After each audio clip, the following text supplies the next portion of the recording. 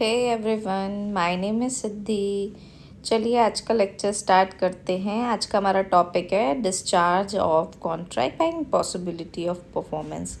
यानी कॉन्ट्रैक्ट कैसे डिस्चार्ज हो सकता है, उससे रिलेटेड हम लोगों ने एक ब्रीच ऑफ कॉन्ट्रैक्ट देखा था।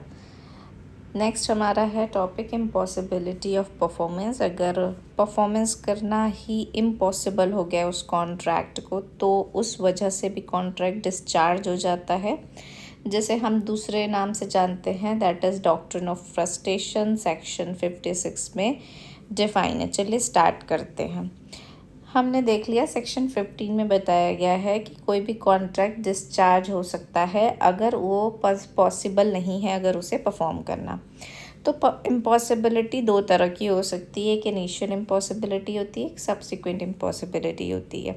सेक्शन 56 के 3 पैराग्राफ हैं, जिसमें फर्स्ट पैराग्राफ बताता है कि व्हाट इज़ इनिशियल पॉसिबिलिटी नहीं, इनिशियल इम्पॉसिबिलिटी होगा। ओके, सो इनिशियल इम्पॉसिबिलिटी कैसे हो सकती है? अगर कोई अग्रीमेंट इम्पॉसिबल है अपने आप में इटसेल्फ, तो वो वाइड हो जाता है। यानी जब दो पार्टी एग्रीमेंट कर रही थी, एग्रीमेंट करते टाइम ही वो कॉन्ट्रैक्ट इम्पॉसिबल टू परफॉर्म था, जिसकी वजह से वो कॉन्ट्रैक्ट वाइड हो गया। An agreement to do an impossible in itself void, already impossible at the time when the agreement was made. अब ये इम्पॉसिबिलिटी कैसे हो सकती है? जैसे आपकी फ़िज़िकल इम्पॉसिबिलिटी, यानी एक व्यक्ति दूसरे व्यक्ति से कह रहा है कि मैं सूरज का एक दिन में एक चक्कर लगा के धरती पे वापस आ सकता हूँ। तो ये क्या है? इस तरह का अगर कोई कॉन्ट्रैक्ट कह रहा है, प्रॉमिस कर रहा है, तो ये फ़िज़िकल इम्पॉसिबिलिटी है। ऐसा पॉसिबल ही नहीं है, इस वजह से ये कॉन्ट्रैक्ट वाइड हो जाएगा। लीगल इम्पॉसिबिलिटी का क्या मतलब है? लीगल इम्पॉसिबिलिटी का मतलब है कि अगर कोई व्यक्ति ये कह रहा है कि ए और बी के बीच ये कॉन्ट्रैक्ट हुआ है for sale of this land, लेकिन इन दोनों को ही पता है कि ये जो लैंड है वो गवर्नमेंट लैंड है। अब क्या गवर्नमेंट लैंड की आप सेल कर सकते हैं? नहीं कर सकते हैं। So this is a legal impossibility, और इस तरह का कॉन्ट्रैक्ट वाइड हो जाएगा। प्रैक्टिकल और कॉमर्शियल इम्पॉसिबिलिटी कैसे हो गई? अगर कोई कह रहा है व्यक्ति कि मैं तुम्हारे लिए चांद सितारे तोड़ के ला सकता हूँ, कह रहा है, तो वो एक प्रैक्टिकल और कॉमर्शियल इम्पॉसिबिलिटी हो जाएगी। The parties may not know that the act is impossible. अब इसमें इम्पॉर्टेंट बात ये है कि ये ज़रूरी नहीं है कि पार्टीज़ को पता हो कि ये इम्पॉसिबल है। हो सकता है जब पार्टी कॉन्ट्रैक्ट कर रही हो वो इनोसेंट हो, पार्टीज़ को नॉलेज है या नहीं है उससे मतलब नहीं है। अगर इम्पॉसिबल एक्ट का कॉन्ट्रैक्ट किया गया है तो वो वॉइड होता है। सेक्शन 56 जोर दे के बात करता है सब्सिक्वेंट इम्पॉसिबिलिटी की, जिसे ही हम डॉक्ट्रिन ऑफ फ्रस्ट्रेशन कहते हैं। जैसे अभी हम लोगों ने पढ़ा इनिशियल इम्पॉसिबिलिटी, इसमें क्या होता है कि जब पार्टी कॉन्ट्रैक्ट कर रही होती हैं तो eight the time of making contract उन्हें पता होता है कि वो कॉन्ट्रैक्ट जो वो कर रहे हैं वो इम्पॉसिबल टू परफॉर्म है। बट सब्सिक्वेंट इम्पॉसिबिलिटी में ये होता है कि जब पार्टी कॉन्ट्रैक्ट कर रही थी तब तो वो पॉसिबल था परफॉर्म करना, लेकिन कुछ सिचुएशन ऐसी आ गई, this is called super winning impossibility. कुछ ऐसी इम्पॉसिबिलिटी आ गई जिससे कॉन्ट्रैक्ट बाद में इम्पॉसिबल टू परफॉर्म हो गया। यानी जब कॉन्ट्रैक्ट किया जा रहा था तो वो एक वैलिड कॉन्ट्रैक्ट था, सारे सेक्शन 10 के एसेंशियल रिक्वायरमेंट पूरे हो रहे थे, लेकिन बाद में कुछ सुपर विनिंग इम्पॉसिबिलिटी आ गई जिसकी वजह से वो कॉन्ट्रैक्ट परफॉर्म करना इम्पॉसिबल हो गया। और वो जो इवेंट है ना, वो beyond the control of parties है, यानी उस पर पार्टीज़ का कंट्रोल नहीं है। सो वो जो कॉन्ट्रैक्ट है वो इम्पॉसिबल टू परफॉर्म हो गया, या फिर अनलॉफुल भी हो सकता है।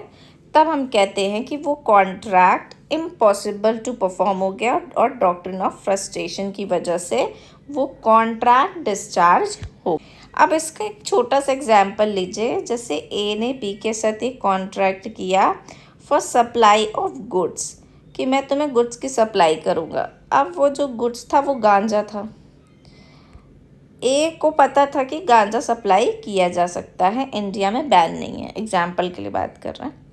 लेकिन बाद में ऐसा लॉ पास किया गया और उसकी वजह से ये गांजे को प्रोहिबिट कर दिया गया, आप उसकी सप्लाई नहीं कर सकते हैं। सो ये कॉन्ट्रैक्ट जब किया गया था तब वैलिड था, लेकिन बाद में लॉ पास ऐसा हो गया जिसकी वजह से अनलॉफुल हो गया और ये कॉन्ट्रैक्ट इम्पॉसिबल टू परफॉर्म हो गया, जिसकी वजह से हम इस कॉन्ट्रैक्ट को वॉइड कर देंगे। अब जो सब्सिक्वेंट इम्पॉसिबिलिटी किन कुछ रीज़न की वजह से होती है, जिसमें से पहला रीज़न है डिस्ट्रक्शन ऑफ सब्जेक्ट मैटर। जैसे ए ने बी के साथ कॉन्ट्रैक्ट किया कि ये जो मैरिज लॉन है वो मैं मैरिज के लिए बुक कर रहा हूँ, ठीक है। बाद में क्या होता है, शादी होने से पहले इस मैरिज हॉल में आग लग जाती है और ये डिस्ट्रॉय हो जाती है। क्या अब ये कॉन्ट्रैक्ट वैलिड होगा? नहीं। क्यों? क्योंकि जो सब्जेक्ट मैटर था, इस कॉन्ट्रैक्ट का सब्जेक्ट मैटर क्या था, ये मैरिज लॉन ही डिस्ट्रॉय हो गया है। सो इन दोनों के बीच का ये जो कॉन्ट्रैक्ट है वो ड्यू टू इम्पॉसिबिलिटी अब ये वॉइड हो जाएगा।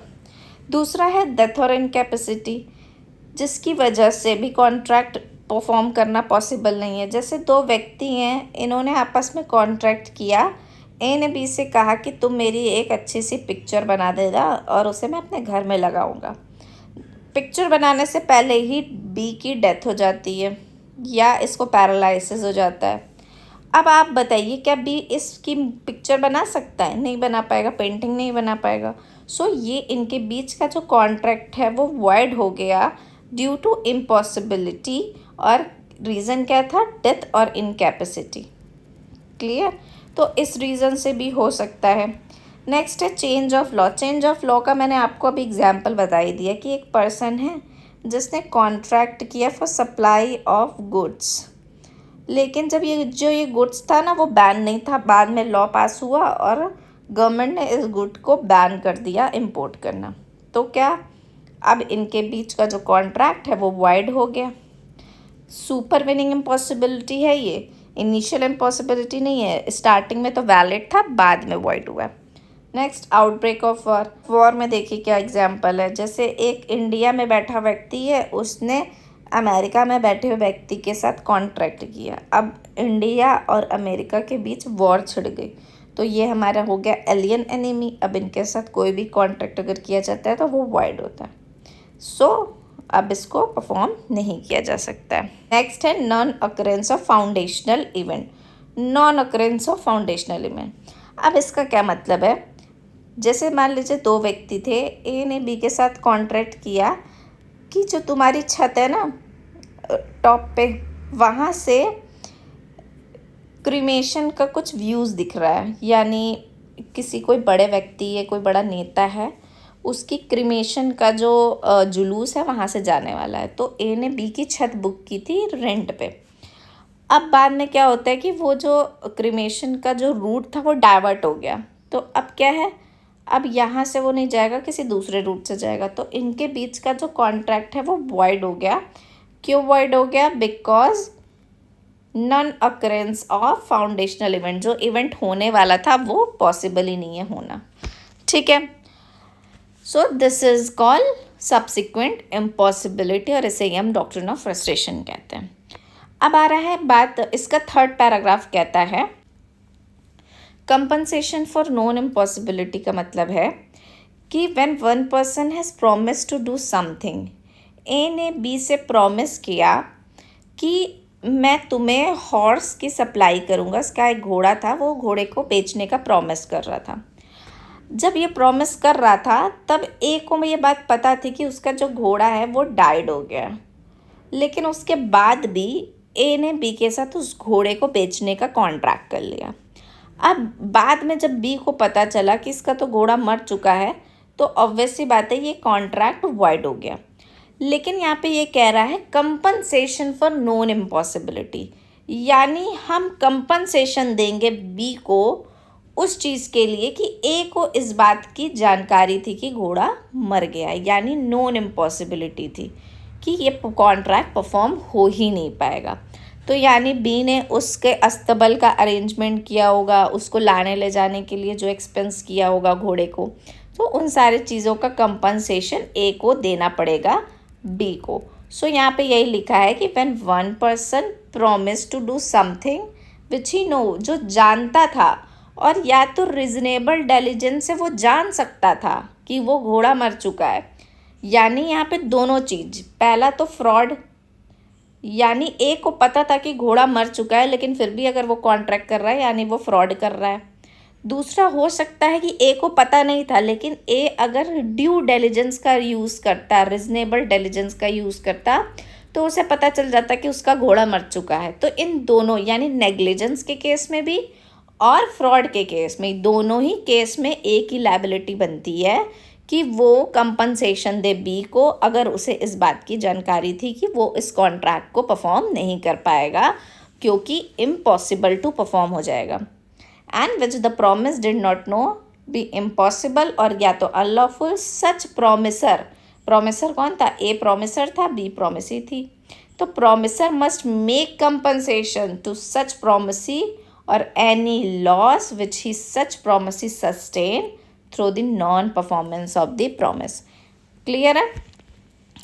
ओके, तो हमारा ये वाला लेक्चर भी कंप्लीट होता है। Discharge of contract by impossibility, breach हम लोगों ने पढ़ लिया है, इम्पॉसिबिलिटी आज कंप्लीट हो गया। अच्छा लगा हो तो लाइक शेयर सब्सक्राइब।